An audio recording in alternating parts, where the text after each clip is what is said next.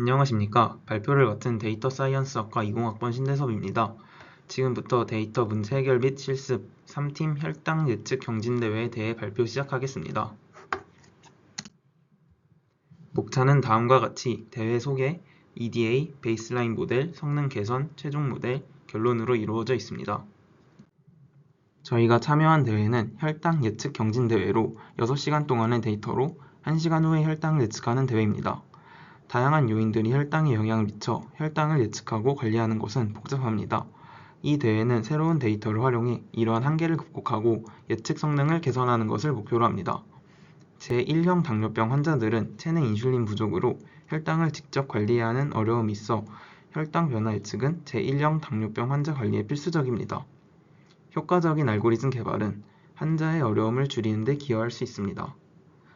대회의 데이터는 제1형 당뇨병 환자들로부터 수집된 실제 데이터로 구성되어 있습니다.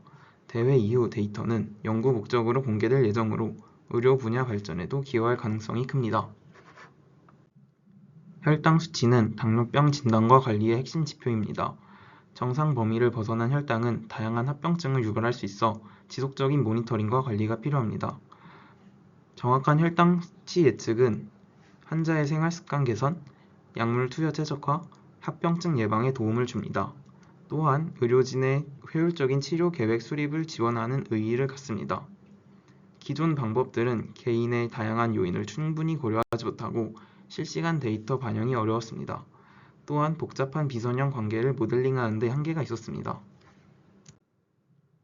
혈당 수치를 예측하는 알고리즘 개발은 제1형 당뇨병 환자들의 삶의 질을 크게 개선할 수 있다는 점과 혈당 변화에 영향을 미치는 여러 요인을 분석할 기회를 얻고 실제 데이터를 활용해 실질적인 예측 모델을 개발할 수 있다는 점에서 이 대회를 선정하게 되었습니다.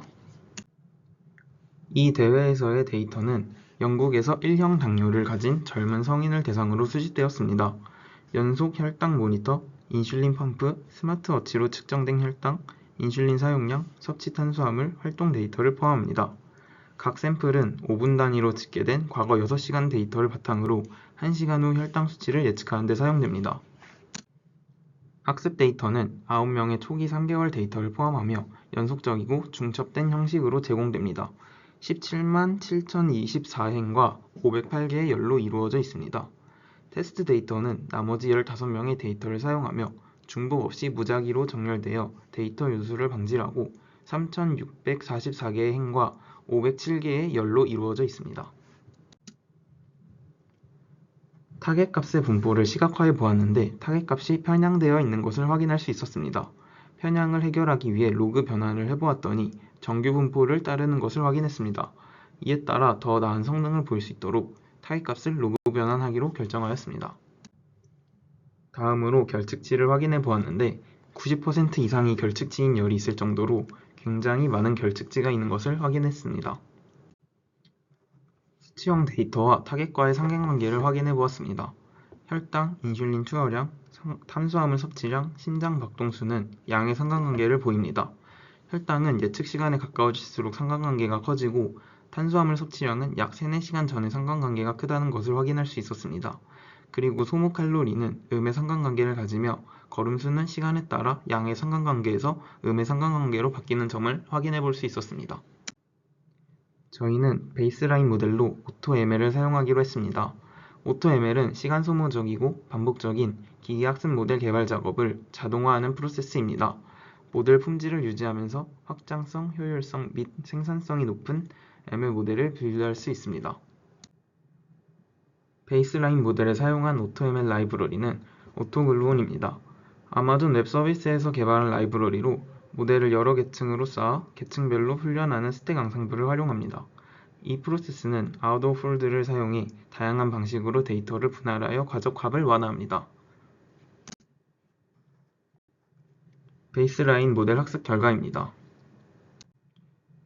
다음으로 저희는 중간 발표 후 교수님의 조언을 받아 다른 오토ML 라이브러리들도 찾아보았습니다. H2O 오토ML은 비전문가도 머신러닝 소프트웨어에 쉽게 접근할 수 있도록 다양한 후보 모델을 훈련하는 과정을 자동화해줍니다. 오토글루온과는 달리 딥러닝 모델, 신경망 알고리즘 등을 지원하지 않습니다. 해당 모델의 결과는 다음과 같이 나왔습니다. 마지막으로 플래밀 라이브러리입니다. 이 라이브러리는 마이크로소프트에서 개발한 라이브러리로 기계 학습 작업을 자동화하고 낮은 계산 자원으로 모델 성능을 최적화하는 경량 파이썬 라이브러리입니다. 앞의 두 라이브러리와 비교하여 경량화된 자원을 적게 사용하는 자동화된 모델 튜닝을 제공합니다. 플래밀의 결과는 다음과 같습니다. 이전에 말씀드렸던 라이브러리들은 자동으로 전처리를 해주지만 성능 개선을 위해 다음과 같이 데이터를 살펴보고 다시 전처리를 해보았습니다. 혈당과 인슐린은 행별로 비어있는 열을 상량 보관과 이전 시간, 이후 시간을 이용해 채웠고 탄수화물 섭취량, 칼로리 소모량, 걸음수의 결측치는 섭취가 없거나 칼로리 소모, 걸음수가 없다고 생각하여 0으로 채웠습니다. 심장 박동수는 6시간 동안의 측정이 없는 경우가 있고 상관관계가 크지 않았던 점을 고려해 삭제하였습니다. 마지막으로 활동에 대해서는 고유값들을 확인한 후 격한 운동일수록 높은 값을 가지도록 하고 가장 격하지 않은 운동은 1로 라벨 인코딩하였습니다. 결측치는 운동을 안 했다고 생각해 0으로 채웠습니다. 직접 전처리한 후 오토ML들의 성능입니다.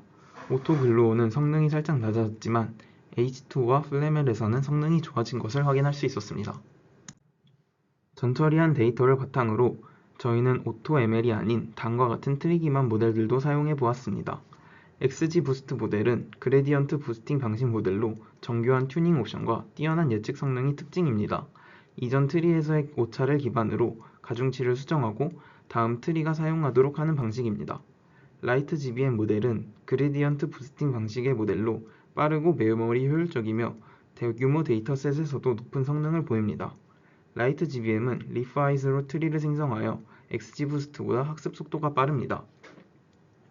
마지막으로 랜덤 포레스트 모델은 여러 개의 결정 트리를 앙상블하여 예측 성능을 높이는 모델로 과적합을 방지하고 안정적인 예측을 제공합니다.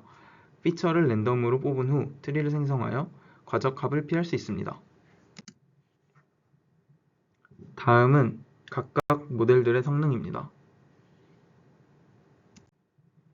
성능 개선을 위해 저희는 학습한 여러 모델들을 바탕으로 앙상블 기법을 활용했습니다. 앙상블은 여러 개의 모델을 결합해 단일 모델보다 더 나은 성능을 얻는 기법입니다. 개별 모델의 약점을 보완하고 강점을 결합하여 예측 성능과 안정성을 향상시킵니다. 앙상블에도 여러 가지 기법이 있는데 저희는 블렌딩 기법을 사용하였습니다. 여러 모델의 예측값을 단순히 평균 내거나 가중평균으로 결합하는 방법입니다. 특히 예측값 나누기처럼 단순 평균을 사용하는 경우 복잡한 상호작용 없이 모델 간의 성능을 결합해 리더보드 점수를 향상시키는 데 주로 사용됩니다. 여러 가지 조합으로 앙상블을 해보았고 그 중에서 최고 점수를 제출했습니다. 저희가 만든 모델들로 모든 경우의 수를 앙상블 해본 결과 가장 좋은 점수를 기록한 것은 H2 오토ML과 세 가지 트리 기반 알고리즘이었습니다. 퍼블릭 스코어로는 635명 중 343위를 기록하는 점수이고 프라이빗 스코어로는 상위 30%인 635팀 중 210위를 기록하는 점수였습니다. 이 프로젝트를 하면서 어려웠던 점으로는 결측치를 처리할 방법을 찾는 부분이 고민이 많이 되고 어려웠습니다. 그리고 오토ML을 사용하다 보니 여러 가지 라이브러리의 버전을 맞춰야 하는 버전 관리에 어려움이 있었고 데이터가 커서 학습을 하는데 시간이 오래 걸리는 어려움이 있었습니다. 이후에 더 시도해 볼 만한 점으로는 6시간의 데이터를 모두 사용해 보았는데 6시간 전체가 아닌 최근 3시간과 같이 일부의 데이터로 학습을 고려해 보면 좋을 것 같습니다. 변수 선택에서 일부 변수를 사용하지 않는 등 다른 변수 선택 방법을 사용해 보는 것도 좋을 것 같습니다. 그리고 시간을 더 투자해 모델들의 하이퍼 파라미터를 찾을 수 있을 것 같습니다. 마지막으로 느낀 점은 접하기 힘든 의료 데이터를 사용할 수 있어서 좋았고 오토ML이라는 새로운 개념을 알고 사용하는 경험을 갖게 되어 좋았습니다. 하지만 오토ML에 미숙하여 여러 버전을 사용해 보지 못한 점이 아쉬웠습니다. 이상 데이터 문제 해결 및 실습 3팀의 발표를 마치겠습니다. 감사합니다.